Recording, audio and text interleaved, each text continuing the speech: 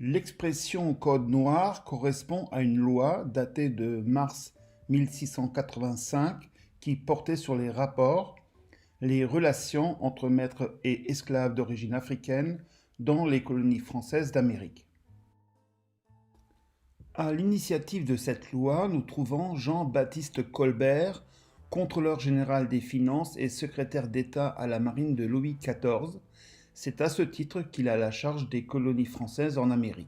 Ces colonies correspondent aux possessions de la France dans la mer des Caraïbes, comme la Martinique, la Guadeloupe ou Saint-Domingue, et sur le continent américain, la Guyane, entre le Brésil portugais au sud et le Suriname hollandais au nord.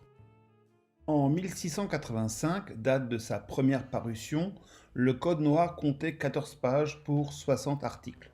En 1788, à la veille de la Révolution française, le nombre de pages s'élevait à 600 pages. Ainsi, en un siècle, le volume du corpus s'est multiplié par 15.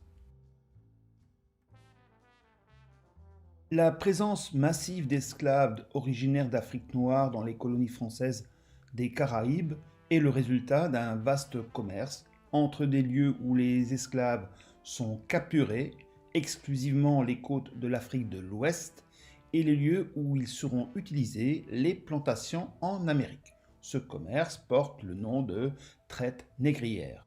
Plusieurs facteurs ont concouru au développement de cette traite. D'abord, la mise en place du système de la plantation.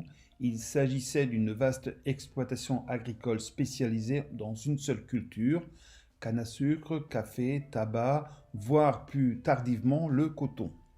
Cette exploitation, pour fonctionner, devait mobiliser des masses importantes d'esclaves, mais également être rigoureusement organisée, la maison du maître jouant dans cette organisation le rôle de centre de commandement. D'autre part, Colbert partageait avec tous ses contemporains la même conviction économique. Un royaume ne peut s'enrichir qu'en attirant à lui l'or et l'argent en circulation dans